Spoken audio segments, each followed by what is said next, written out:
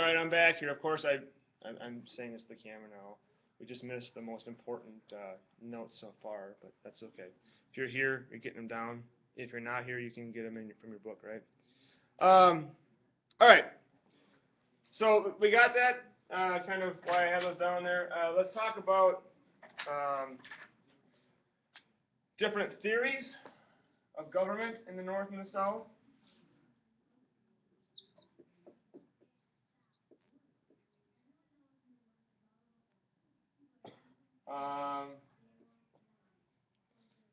In the South, they had the, of course, compact theory. Remember, the compact theory is basically, it's got a few elements here. States, not the people. States, individual states, not the overall population, created the federal government. There's a belief that laws in states are supreme.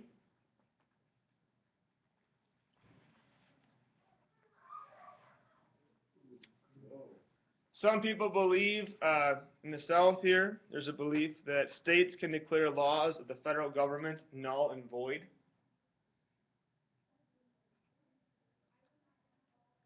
Lyndon, what did you have to remember? You betcha, Nullification Crisis, right? And of course that is linked to what else? Lyndon Young, you're the man. That's coming out, hey, that's coming out in an FRQ or a DBQ this year. I can just tell right now. You're going to be all over that. But all right. You're just yelling at him for not remembering. Well, it's not his fault. He was supposed to remind me during class today. So he'll remind me during class today he'll check his email. And then, of course, there's also an extreme cases here. Part of this compact theory is in extreme cases that you can secede, S-E-C-E-D-E,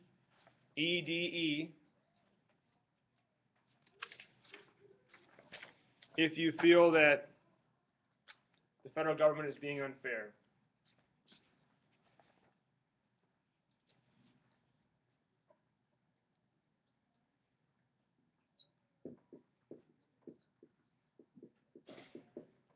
The North is more of a contract theory, social contract here.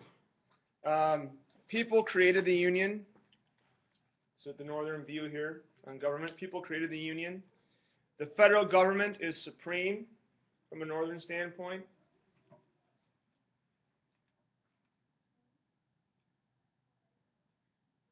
Federal laws take precedence over state laws in this contract theory.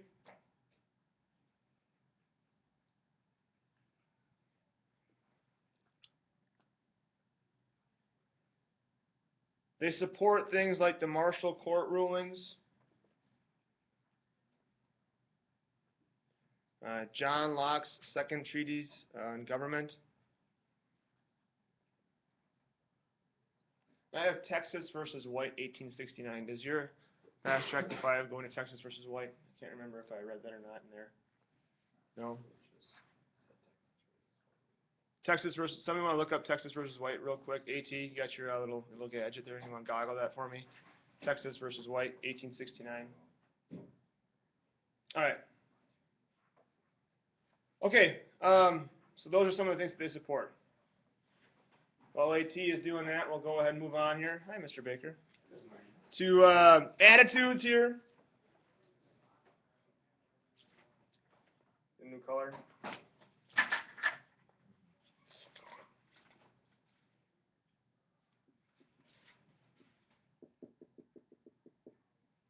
Is this going okay, guys? Okay, not to be running a ton of stuff up here, but just okay, good. If it's not, let me know. North wants to contain slavery. All right. Allow for free soil. Oh, AT, yes. It was a case involving the Supreme Court in Texas in 1869. Okay.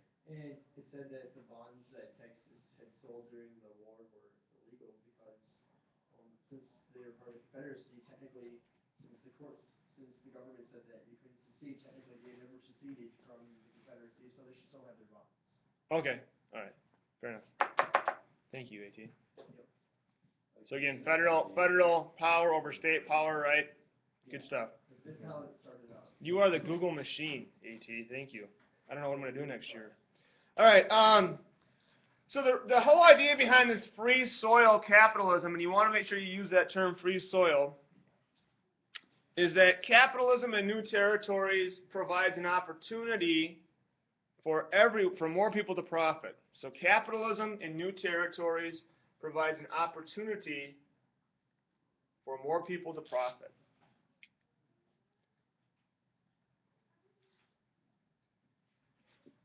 In the South, there's a criticism of the slave wage of the North. They criticize the slave wage of the North.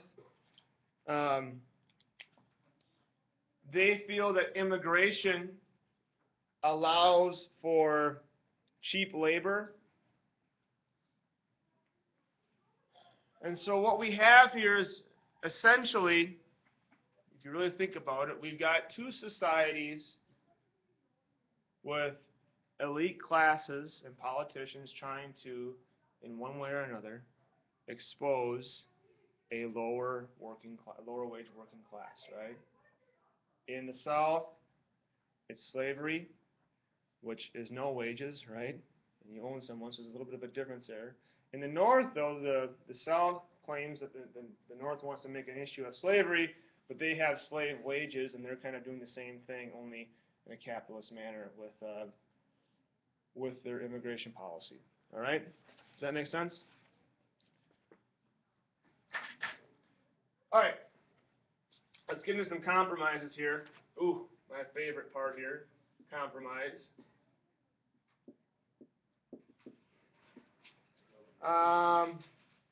Start off with the Constitutional Convention,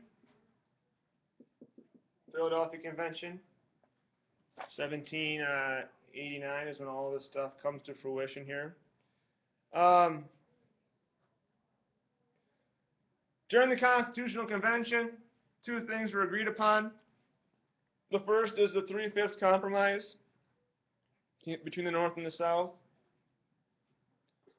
3/5 of all slaves would be counted, or 3/5 of the slave population in the state would be counted towards the representation, all right, in the government. And of course, the trade-off here with the 3/5 compromise is that by 1808, the slave trade, international slave trade, is going to end.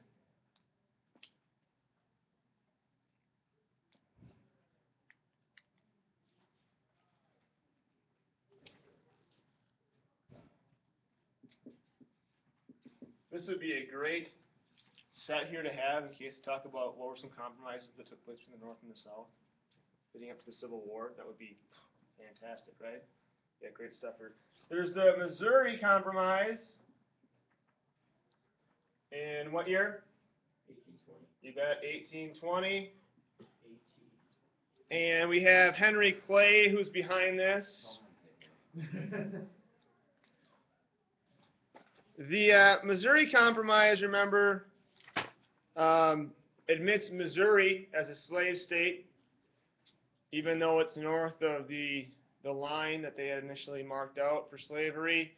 And in return for Missouri coming in, they draw the line under Missouri and say absolutely nobody above Missouri. And then there's the trade-off for the North is that they have Maine, which is part of Massachusetts at the time, become its own state. And so there's a gaining of two slave and two non-slave holding states, or two slave state senators that come into the Senate, and two non-slave state senators that come into the Senate as well. It strikes a balance. The 36 degrees, 30 parallel, 3630 is the new line underneath Missouri for slavery. There is the Nullification Crisis.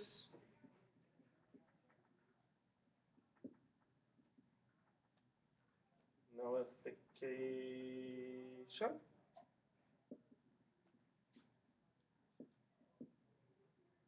And compromise of 1833. Remember the Nullification Crisis? Calhoun, Calhoun, John C. Calhoun is upset with the tariff that was passed, remember, as part of the whole trying to make John Quincy Adams look bad, and he's upset with Jackson's take on the tariffs and not doing anything about it. So he ends up getting fired. He was Jackson's VP. He ends up getting fired by Jackson. He goes down to, what's up?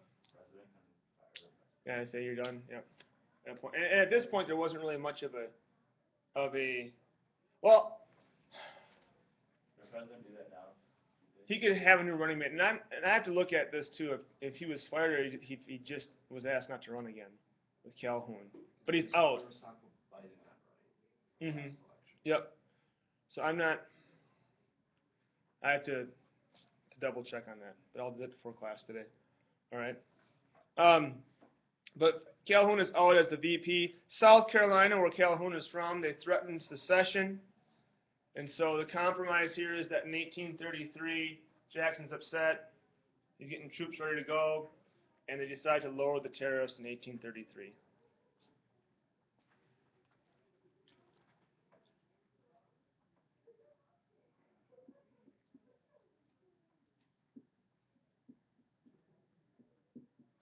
There's a compromise of 1850.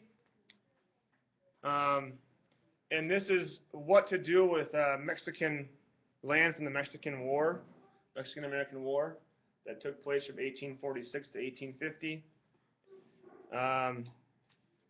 Once again, Henry Clay's got his fingers in this. California would be entered as a free state. And in return, there'd be a more strict fugitive slave law. Fugitive Slave Law of 1850. The slave trade, another compromise here, but not ownership of slaves, was banned in Washington, D.C.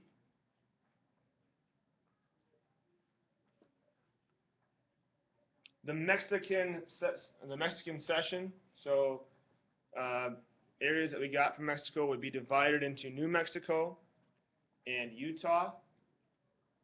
And slavery would be decided by popular sovereignty. I'll put that word down here so that way you guys know how to spell it.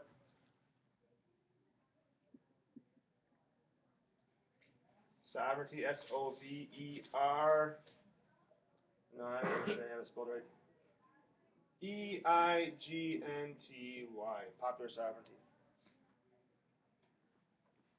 There's also the Kansas-Nebraska Act. In what year? 18 what? 54 is correct.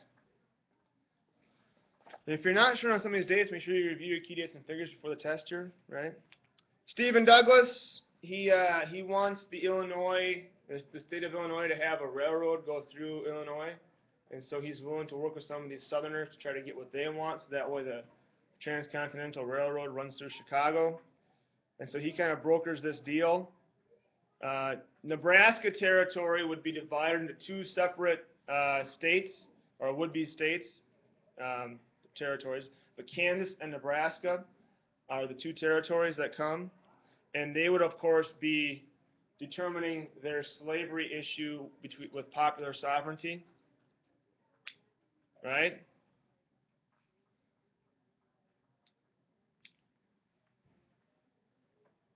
This is a strict violation of the Missouri Compromise, but President Pierce kind of sits on his hands and doesn't do anything, and so goes through.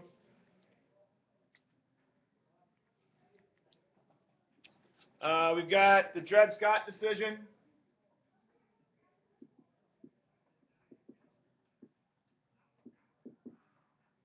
In 1857. And the Dred Scott decision, Dred Scott sues for his freedom because he spent time in Wisconsin.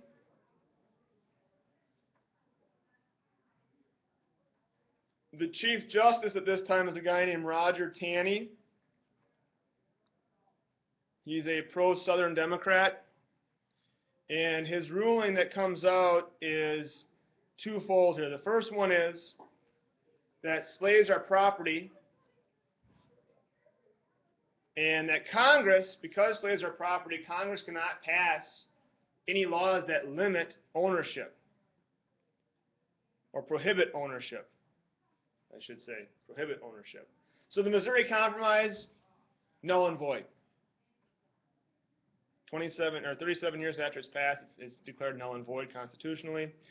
He also says that the Constitution does not provide citizenship to blacks, and so Scott can't even petition the court. So what's he, so they could have just left it at that and said we're not going to hear the case, but he decided to take it that one step further and have that political action that goes along with it. And so I'm going to move this up here for letter I, and letter G, excuse me. Republican Party is born as a result of all these compromises and what's going on. Remember, you have to know about the Republicans. They kind of stem from those free soilers that were formed in 1848. And I'll finish this list here, so if we go a minute or two over, I can let you guys pass if you need to. First one is Republicans, what they liked. The Homestead Law. They wanted cheap land in the West.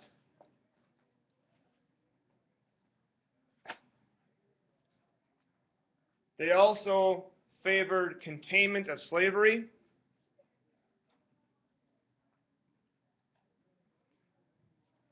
They were made up of northern capitalists who wanted high tariffs, internal improvements,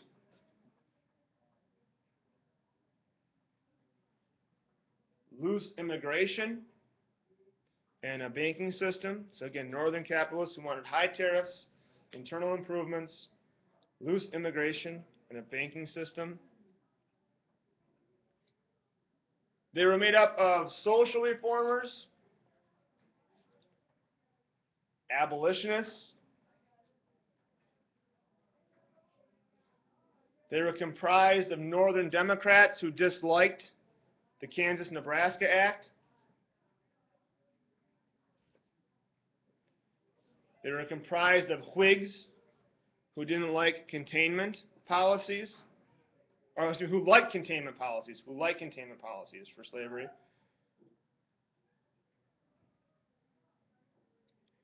There was also various labor groups that were part of the Republican Party. And their first showing in the presidential election is 1856 with John C. Fremont. This is John C. Fremont. And he loses to Buchanan, and Lincoln ends up winning the election in 1860.